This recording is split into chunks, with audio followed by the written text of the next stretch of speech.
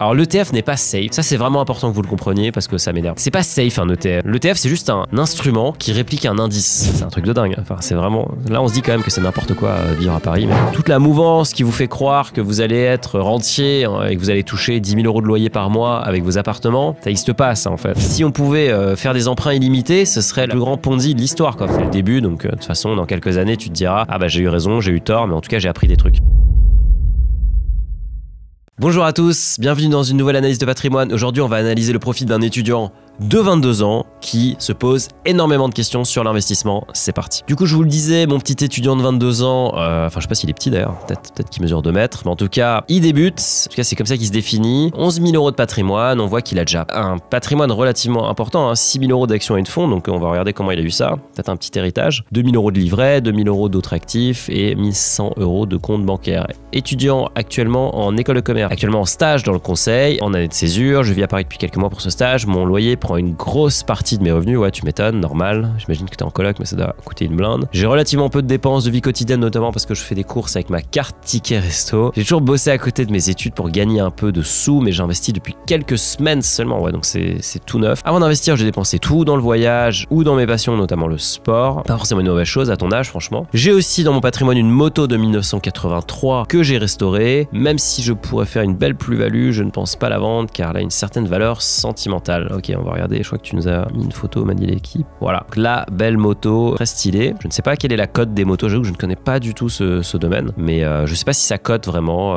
si ça prend de la valeur. En tout cas, a priori, toi, tu es assez confiant sur le fait que oui, vu que tu l'as restauré, j'imagine que tu as créé de la valeur. Plus tard, à côté de mon travail, j'aimerais pouvoir continuer à acheter des motos pour les restaurer et en vendre certaines. Ça marche. Objectif, à long terme, mon objectif est d'être indépendant financièrement grâce à des revenus passifs. Je pense passer par de l'achat immobilier dès que possible car je suis rassuré par le fait d'avoir un investissement tangible qui peut rapporter passivement. Bon, vous l'avez compris, on est sur un profil vraiment qui débute, donc on va profiter de l'épisode pour un peu revenir sur des basiques et pour passer en revue tout ce qu'il faut faire lorsqu'on débute. Donc si vous débutez, bah vous êtes au bon endroit et si vous êtes déjà parti, vous allez peut-être apprendre des trucs et voir qu'il vous manque des petits ajustements dans votre patrimoine. Tu nous as partagé ton cash flow, il est là. Je rappelle que vous pouvez faire le cash flow avec le lien qui est dans la description ou sinon vous connectez vos comptes directement sur finari.com ou sur l'app et ça se génère automatiquement mois après mois en fonction de toutes vos dépenses. Tu nous l'as dit, donc 1 400 € de salaire, les aides APL j'imagine, aide pour le logement, du coup ça nous fait un budget à 1 750, le logement, grosse partie, ça fait mal, ça c'est Paris. Vie quotidienne 350 €, ouais donc t'es vraiment en mode ninja, tu dépenses rien. Soirée,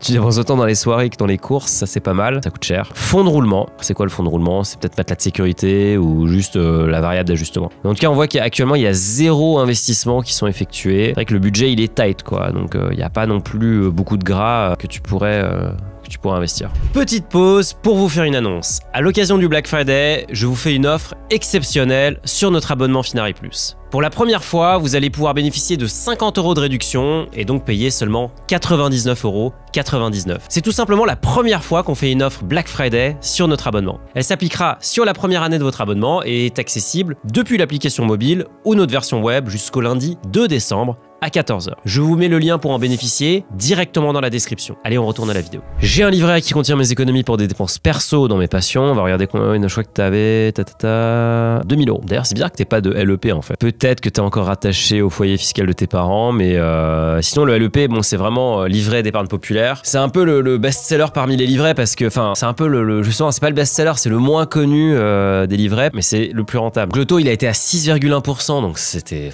fou quoi. Là, ça a bien baissé, de mémoire on est à 4. Le but du LEP en fait c'est d'annuler l'inflation, vous savez l'augmentation des prix, hein. Les prix augmentent année après année, d'ailleurs je vous ai sorti un petit graphe parce que je pense que c'est un peu abstrait, l'inflation c'est un concept, je me souviens quand je faisais mes études je me disais mais c'est quoi, c'est un concept qui me paraissait très macroéconomique en fait, c'était un truc d'économiste en gros, c'était pas très concret, mais je pense que maintenant on voit la hausse des prix, enfin il y a des trucs qui ont explosé, notamment l'énergie, votre facture d'électricité elle fait mal quoi, donc on voit l'inflation aussi des impôts, c'est toujours sympa. En tout cas ici vous voyez l'inflation moyenne en France et on avait regardé avec l'équipe de mémoire sur les 30 dernières années, on était en moyenne à 1,7%. Alors ça paraît pas énorme forcément parce que vous voyez il y a des années on est vraiment quasiment à 0 quoi, on était à 0 littéralement. Mais il y a des années complètement folles et les dernières années malheureusement sont plutôt mauvaises pour nous puisque les prix ont beaucoup augmenté. Alors là ça a un peu baissé en 2024. C'est marrant, c'est un sujet à l'époque, c'était vraiment niche quoi, personne parlait d'inflation, enfin je sais pas, aujourd'hui ça passe à la télé, tout le monde parle de l'inflation H24. Voilà, donc là on voit en octobre 2024, alors à vérifier site France Inflation l'évaluation est vraiment si fiable, mais il sort assez souvent, hein. On voit que voilà, c'était exactement ça c'est les vrais chiffres, 6%. Et là on voit qu'on est plutôt à 1, 1,5, 1,10, 1,20. Donc ça a pas mal baissé et vous voyez, ça se décompose en énergie, alimentation,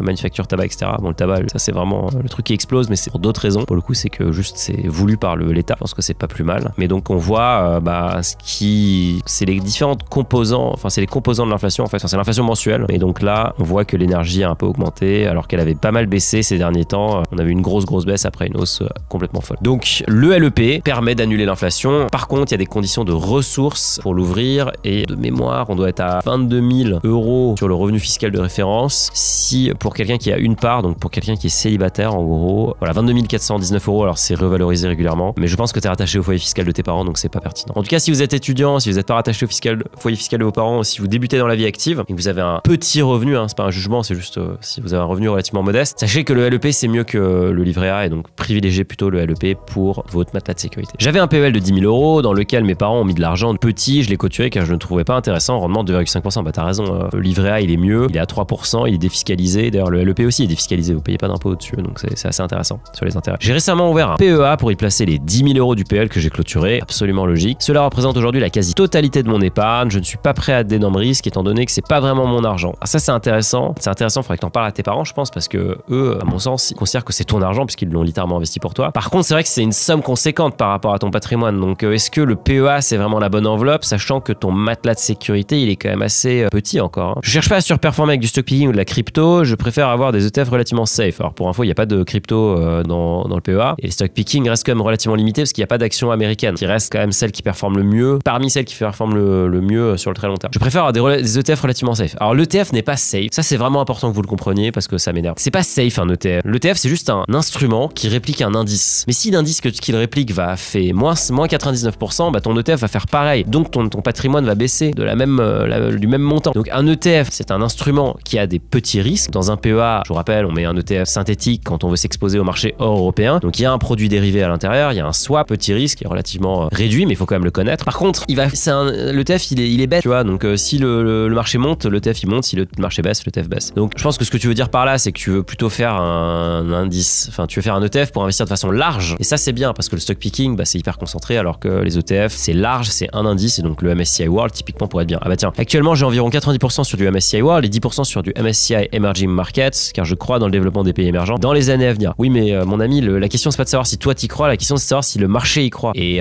malheureusement, le marché n'y croit pas depuis très longtemps, les emerging markets. C'est un peu une cata. Alors bon, je sors toujours ce chart. Bon là du coup on se retrouve sur mon site préféré, après Finari évidemment, TradingView, qui est assez sympa pour comparer les actifs. Et donc ce que je suis allé faire, c'est que je suis allé sur ton patrimoine, j'ai pris l'ETF que tu avais, mais j'ai pris aussi un autre ETF qui s'appelle EEMA, donc c'est celui-là, un iShares, qui est plutôt focus Asia, alors que le tien a l'air de aussi comprendre de l'Afrique. Bref, j'avais pas beaucoup d'historique sur le tien, donc je voulais en avoir un autre, mais en gros, tu vois, si on dézoome, le tien il commence en 2019, mai 2019, alors que l'autre il a déjà un peu plus historique. Mais ce qu'on regarde, c'est que si on se met vraiment sur la période maximale disponible sur le tien, bon bah il se fait un peu pulvériser par le S&P 500, enfin un peu, c'est bien gentil, il fait 3,5 fois moins. Alors encore une fois, performance passée ne préjuge pas des performances futures, et peut-être que effectivement les marchés ont sous-estimé le potentiel de les marchés, les investisseurs ont sous-estimé le potentiel des marchés émergents. Mais c'est vrai que actuellement, ce qui est à le vent en poupe, c'est quand même les marchés développés. Là, on va voir, je pense qu'avec les US, il va y avoir des investissements enfin ça va beaucoup déréguler avec Trump, donc il va y avoir une espèce une euphorie autour des États-Unis. Sur le long terme, pourquoi pas? Moi, c'est vrai que j'investis pas à titre perso, j'ai déjà dit plein de fois dans les marchés émergents. Mais dites-moi dans les commentaires si vous pensez que c'est un marché intéressant et si vous en avez. C'est vrai que je vois souvent le 90-10. D'ailleurs, pour info, alors malheureusement, ça n'existe pas sur le PEA, mais vous avez aussi des ETF ACWI. Et en fait, ça, c'est des ETF, en gros, MSCI World plus marché émergent tout en un. Malheureusement, ça n'existe pas sur le PEA, mais sur votre compte titre, vous pouvez en trouver. Assurance vie aussi, vous pouvez en trouver. Je reviens à ton profil. Je place les 10 000 € avec un DCA de 2 000 € par mois pendant 5 mois. Alors là, je trouve ça pas ça hyper logique parce que, en fait, j'ai l'impression que t'as un peu coupé la poire en deux, mais la coupe est pas très claire. Je rappelle, t'as le choix, soit tu fais du DCA, soit tu fais du lump sum. Je fais une vidéo sur le sujet, je vous la remets juste ici. Le lump sum est plus rentable, mais psychologiquement, c'est quand même dur d'appuyer sur le bouton et de dire, allez, j'investis toutes mes économies ou toutes les économies de papa, maman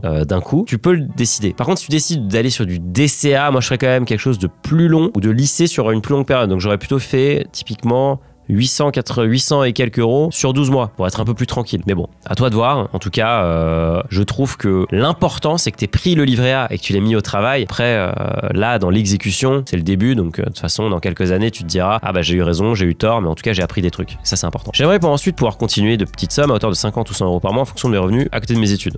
Trop bien. J'hésite à faire un prêt étudiant taux entre 0 et 1% pour investir sur mon PEA sur les mêmes ETF que j'ai actuellement, mais j'ai un peu peur. Ouais, tu m'étonnes, normal. Prêt étudiant, c'est pas mal parce que il y a des prêts à taux zéro, mais pas forcément. Ça dépend un petit peu. Alors, c'est quand même fait. On va regarder exactement la dénomination d'un prêt étudiant, à quoi ça sert. C'est quand même un beau dispositif parce que ça n'existe pas partout. Ça, c'est sans garantie de caution. C'est l'État qui se porte caution. Et donc ça, c'est vraiment pas mal. D'ailleurs, tu vois, tu peux l'avoir auprès des banques actuellement partenaires, etc. Ce qui est bien, c'est que l'État est garant. Après, tu peux aussi faire un prêt étudiant avec une banque et là, c'est tes parents qui se portent garant, donc ça dépendra des conditions de ressources et donc forcément, il y a de la discrimination en fonction de patrimoine de tes parents, malheureusement. Et ce qui est intéressant dans cet emprunt, c'est que c'est remboursement avec de manière différée. Donc en fait, c'est ce qu'on appelle sur Finari un emprunt avec un différé partiel ou total, ça dépend. Donc soit on paye des intérêts et ensuite on rembourse le capital, soit on rembourse rien du tout et ensuite on rembourse les intérêts et le capital et on commence à rembourser en même temps. Mais par contre, vous avez au minimum une durée de 2 ans, vous avez un différé possible, montant maximum 20 000 euros. Alors normalement c'est fait pour financer ses études. Maintenant les amis, vous faites ce que vous voulez, vous êtes des adultes, hein. Donc à vous de faire votre vie. Franchement des histoires d'étudiants qui ont investi leurs prêts, j'en ai plein, j'en connais plein qui l'ont fait. Moi je l'ai pas fait parce que j'avais clairement trop peur de perdre de l'argent et j'avais clairement pas les moyens de perdre de l'argent à l'époque. Donc je l'ai pas fait, je connais plein de gens qui l'ont fait, ça s'est bien passé parfois, ça s'est mal passé d'autres fois. Je suis très mal placé pour vous recommander quoi que ce soit dessus. Si vous voulez le faire, sachez que c'est pas l'objectif. Maintenant, c'est vrai que avoir un prêt à taux zéro avec un différé lorsqu'on débute pour investir et qu'on va pas aller au casino et donc faire, je sais pas, des produits dérivés, mais plutôt faire du S&P 500 sur le super long terme, ça peut être un accélérateur de richesse assez dingue. Donc à toi de voir. Vu ton profil, a priori je dirais non parce que c'est déjà si t'as peur, tu vois, à l'idée de le faire, je pense que ça vaut pas le coup. Ceux qui le font, c'est pas des têtes brûlées, mais généralement ils sont plutôt à l'aise. Du coup, comment faire la balance entre dépenser dans des expériences qui apporteront de la satisfaction à court terme, moyen terme, voyage, sortie, passion et investir pour du long terme? Bon, super simple, on va faire le basique-basique, c'est le budget 50-30-20. J'en parle d'ailleurs dans mon livre, disponible dans toutes les librairies qui ne sont pas en rupture de stock. Peut-être qu'il est de nouveau en stock, investir pour être libre. Mais c'est vraiment, le premier chapitre, c'est les poncifs, tous les clichés qu'il faut casser. Le deuxième chapitre, c'est le budget parce que ça rend la base. Et donc, bon, c'est le budget que moi je recommande parce que c'est le plus simple. Et donc l'idée, c'est de dire, 50% de votre budget, c'est l'obligatoire en fait. Il faut que tu te loges, il faut que tu manges, il faut que tu t'assures, il faut que tu te soignes, tu vois, c'est tout ce qui est marqué, il faut que tu payes des impôts en France. Ensuite, 30%, c'est le plaisir, on va dire. Il faut que tu te nourrisses. 30%, c'est le plaisir. Donc là, ça tomberait dans la catégorie que tu décris, les passions, les voyages, etc. Et 20%, c'est l'épargne. Je rappelle que le taux d'épargne des Français en moyenne, c'est 17%. Donc à vous de voir où voulez vous situer. Mais ma recommandation, c'est, à part si vous êtes vraiment en grande détresse financière, là, c'est pas du tout le sujet. Mais si vous êtes plutôt bien financièrement, dans ce cas-là, peut-être qu'investir à minima 17%, ça devrait être votre but. 20%, c'est bien. 25%, c'est mieux. 30%, c'est encore mieux, etc. Et vous accélérez votre création de richesse, évidemment, comme d'habitude. Donc là, tu vois, dans ton cas, toi, actuellement, tu gagnes, je sais pas si on peut dire que tu gagnes parce qu'en réalité, c'est une gratification de mémoire, une rémunération de stage. Si tu as des aides, mais on va dire, si on prend ton revenu, tu vois, la gratification plus les aides, tu vois, actuellement, ça donnerait 525 euros dans les loisirs. Le problème, c'est que tu payes un loyer qui est assez démentiel. Tu vois, si on fait 50% de ton budget dans le loyer, ça fait 875 euros. Mais dans ce cas-là, tu t'habites dans un appartement, mais tu meurs de faim, donc c'est pas terrible. Donc c'est un peu la limite de l'exercice là. C'est que tu vois, ce que tu nous as mis ici, là, logement plus vie quotidienne, en réalité, pour toi, ça représente déjà, c'est un truc de dingue. Enfin, c'est vraiment, là, on se dit quand même que c'est n'importe quoi vivre à Paris, mais bon, je l'ai fait aussi. Vivre être étudiant à Paris, quand t'as pas une thune, c'est un enfer. Donc là, toi, t'as 85% de ton revenu qui part là-dedans. Bon, il y a pas d'histoire d'épargne, mais quand tu seras un peu plus à l'aise, le 50-30-20, je vous recommande vraiment de le faire. Franchement, vous pouvez le faire sur un bout de papier, vous pouvez le faire avec une app. Alors évidemment, vous pouvez le faire avec Finari si vous voulez, mais l'important, c'est pas vraiment ça. L'important, c'est juste que vous le fassiez et que vous le suiviez. Et l'important, c'est pas que vous le fassiez à l'euro près, mais plutôt que chaque mois, vous vous êtes dit, tiens, allez, virement automatique, 200 euros ou 100 euros ou 50 euros. L'important, c'est de créer l'habitude. Et donc, t'as exactement raison. Donc, moi, vraiment, la reco que je vous donne, c'est dès que vous pouvez, même 5 euros si vous pouvez épargner, franchement, c'est important parce que vous allez créer l'habitude. C'est comme l'habitude de je sais pas, de faire un footing. Faire 1 km de footing, ouais, c'est pas dingue sur le long terme, mais c'est mieux que de faire rien du tout. Et donc, si vous pouvez créer cette habitude très tôt, ça sera beaucoup plus simple de passer de 50 à 5000 euros par mois d'épargner que de passer de rien du tout à 35 ans, vous vous réveillez et vous dites, maintenant, il faut épargner. alors que vous l'avez jamais fait de votre vie. Donc la meilleure façon, c'est virement automatique et le montant si vous pouvez faire 20% top, si vous pouvez faites moins, tu vois. À partir de quel taux ça devient moins intéressant de faire un prêt étudiant pour investir? Toujours pareil, hein, c'est le rendement du marché sur le long terme, 10%, le S&P 500 en tout cas. Alors ça c'est brut d'inflation, brut d'impôt, brut de tout ce que tu veux, hein. Le taux que tu vas payer, toi, je sais pas actuellement, peut-être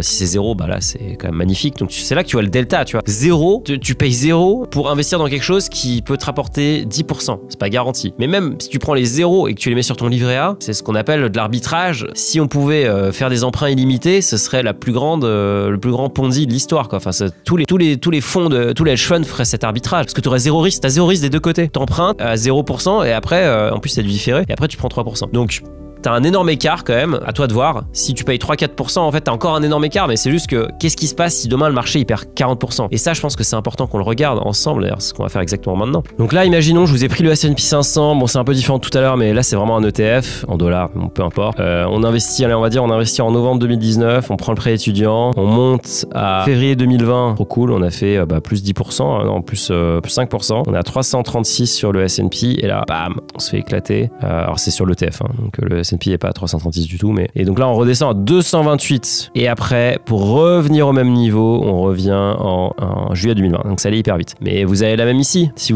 on va dire que vous devez commencer à rembourser quelques mois après le top. Et là, vous voyez que ça a quand même baissé.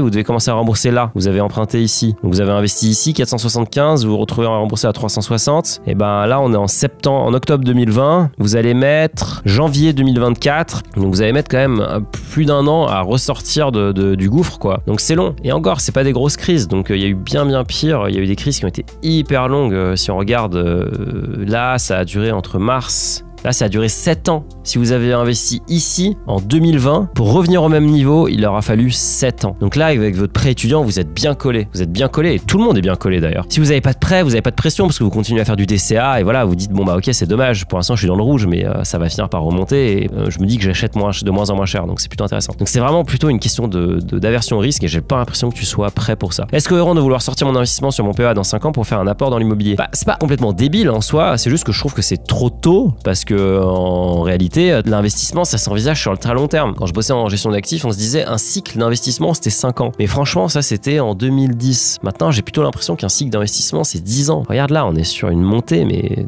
ça n'a pas baissé, en fait. Le marché ne baisse plus. Il y a eu 2008, ça nous avait paru, je m'en souviens pas, mais c'était vraiment terrible, la chute. On avait perdu 50%, hein, concrètement. Et là, c'est complètement effacé. Mais on avait quand même mis hyper longtemps à s'en remettre. Regarde, entre 2007 et 2013, 5 ans. Donc, 6 ans, pardon. Donc, est-ce que tu as vraiment envie de sortir alors que tu es sous l'eau pour ta résidence principale? Moi, je pense que l'apport, tu vas le chercher ici, tu vois, tu vas le chercher sur ton livret. Bon, aujourd'hui, tu as 2000 €, mais tu vas continuer à mettre de l'argent dessus, donc je pense que c'est sur le livret que ça va se passer. Mais je mettrais le PEA, pour moi, il faut l'envisager sur les 20 prochaines années, 30 prochaines années. Franchement, moi, mon PEA, c'est vraiment quelque chose... Enfin, alors le PEA, pour info, tu peux pas le donner à tes enfants, donc tu devras forcément le casser lorsque tu décéderas. Enfin, c'est pas toi qui le fera, quelqu'un d'autre le fera à ta place, mais c'est pas quelque chose qui s'envisage sur le court terme, c'est quelque chose qui s'envisage quasiment... Enfin, c'est de l'argent que vous reverrez jamais, dites-vous, vous le reverrez dans 30 ans, peut-être, mais dans 130 ans, le but c'est que vous en ayez même pas besoin parce que vous avez fait d'autres investissements. Mais franchement, moi je ferais pas ça, j'irais pas taper là-dedans, j'irais plutôt taper dans des livrets. En plus, le jour où tu achètes de l'immobilier, tu as envie d'être sûr que ton apport soit disponible. Donc tu ne veux pas dépendre de la volatilité des marchés. Donc je ferai un peu plus attention à ça et je compterai pas sur le PEA. PEA pour moi c'est sur les 20 prochaines années et t'y touches pas. Quel autre moyen tangible que l'immobilier pour obtenir des revenus passifs? Pour t'en as plein, tu vois. En soi, les revenus passifs, tu peux toucher des dividendes sur des actions ou des ETF, bah c'est du revenu passif. Tu peux acheter de la SCPI, c'est du revenu passif. Tu peux acheter de la crypto, faire du yield, c'est du revenu passif, plus risqué. La réalité, c'est que toute la mouvance qui vous fait croire que vous allez être